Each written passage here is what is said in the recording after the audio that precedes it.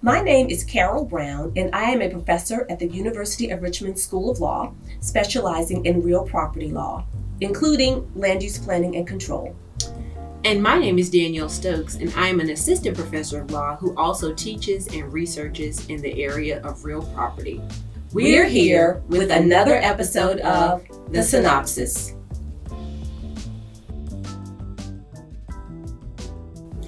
Today we're going to be talking about the rule against perpetuities, which is a tale as old as time.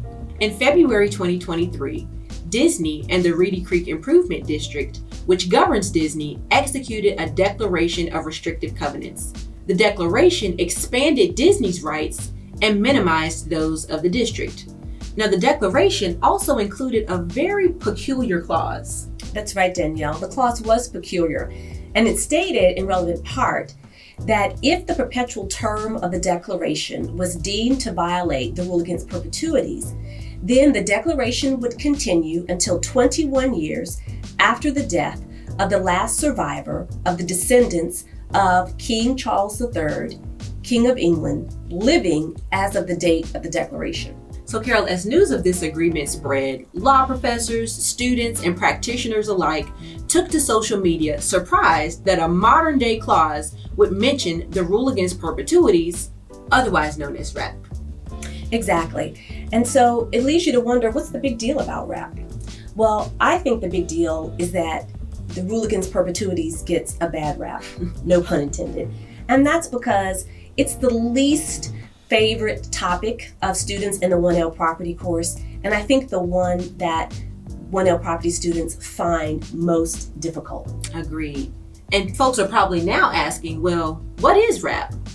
The rule against perpetuities is a common law doctrine that was developed by courts in England in the late 17th century to limit dead hand control by restricting the time period within which future interests must permanently vest or permanently fail to vest. In other words, RAP was developed to ensure that the free market of real property was not destroyed because landed individuals wanted to keep land ownership in their families in perpetuity. Well, we know that every 1L student studied RAP and learned RAP. Let's see what they remember. So, as crystallized by noted American legal scholar Professor John Shipman Gray in 1886, the rule against perpetuity says, "No interest is good unless it must vest, if at all, not more than 21 years after some life in being at the creation of the interest." As we said, this is a tale as old as time, but the RAP reform movement started in the late 20th century.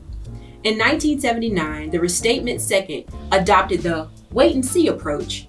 Now, under this approach, interests that would be invalid under common law RAP would be given a second chance. Exactly right. And so these interests are saved and are valid if they actually vest within the waiting period, which under the uniform statutory rule against perpetuities is 90 years. So, Carol, is common law RAP making a comeback? Likely not. In my opinion, this clause was included in the declaration to drive home the point that the covenants and restrictions, in essence, should last forever. There likely won't be a rise in the need to rely on common law RAP. However, Disney's intentions were abundantly clear, that Disney would retain its rights under the declaration in perpetuity. I couldn't agree more, Danielle. I don't think common law RAP is making a comeback either. In fact, I think the biggest takeaway here is that 1L property students are still being plagued by their disdain of RAP, even as they are practicing law, sometimes decades later. Remember, RAP only applies to future interests that are treated as contingent under the rule. That means contingent remainders, executory interests, and vested remainders subject to open. I just don't see any here. And without that, there's no RAP problem. So what's the biggest thing to remember? The rule against perpetuities, it still matters. And that's a wrap. We're so funny. Professors, you just recorded an episode of the Synopsis. What are you doing next? Let's go to Disney! Let's go to Disney!